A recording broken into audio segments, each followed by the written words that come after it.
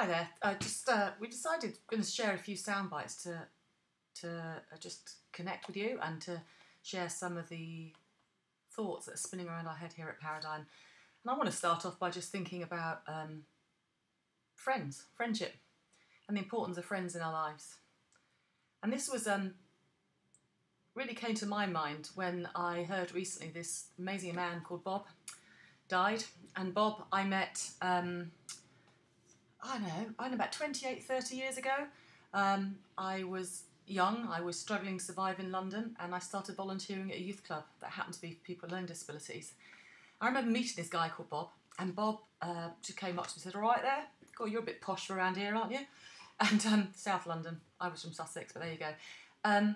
But then I just watched this beautiful interaction, this way that Bob just naturally connected with all the people in the room, regardless of whether they had learning difficulty or whether they were just there, members of the community that were in the same community centre. He was connected, he loved people, he had a real way about him, it was just genuine.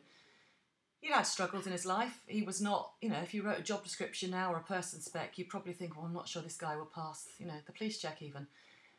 But he was magic. I spent a few years volunteering, working alongside Bob, and learnt so much. Well, I didn't realise I was learning, but I learnt so much from Bob about people being people. And you just talk to them and you just figure out what it is they want and need. And he never let people down. He was just there.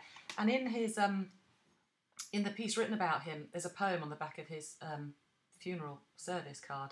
And it says, "The heart that won so many friends." And he really did win friends. And the people he supported who happened to have learning disabilities were friends. They were people he would meet in the street and go, "Right, want a cup of tea?"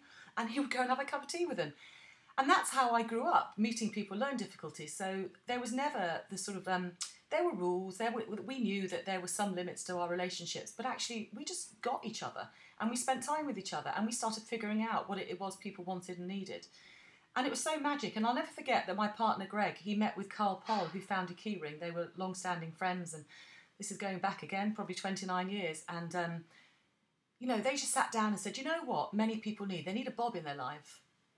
They need someone who's just there when you need them. You can knock on the door and go, "Hey, can you just help me do this? And, my kettle's blown up or something. Can you just help me do it? Or, I'm not sure about this letter. Can you read it for me? Or, I'm a bit lonely tonight. Who can I go and see?"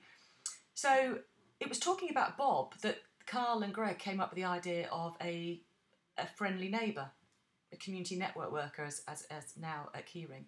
And that was the start of Keyring, the idea that actually living in community, often what we need is someone who can just knock on the door and say, "Hey, give me a hand for a minute."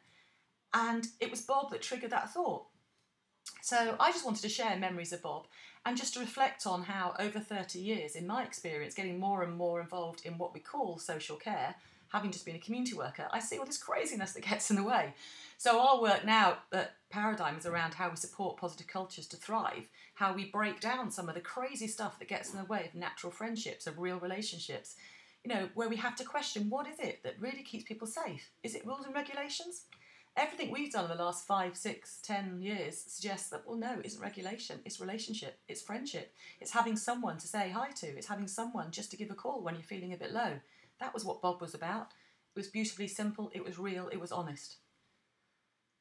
Then last week I was facilitating a training course and this guy came up to me after and said, "Sal, I've worked with people for 20 odd years now. It's the first time I've heard someone talk about love and the value of relationship and the fact that when I go to work, it's like my second family.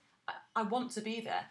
And he told me how when he'd recently had a hip operation, he'd still gone in every week to see the people he supported because he knew that connection, that relationship was so important. So let's keep going. And the question we're posing at the moment is, what are we going to do to make sure that people have real friendships and relationships in their lives again? See you next time. Bye.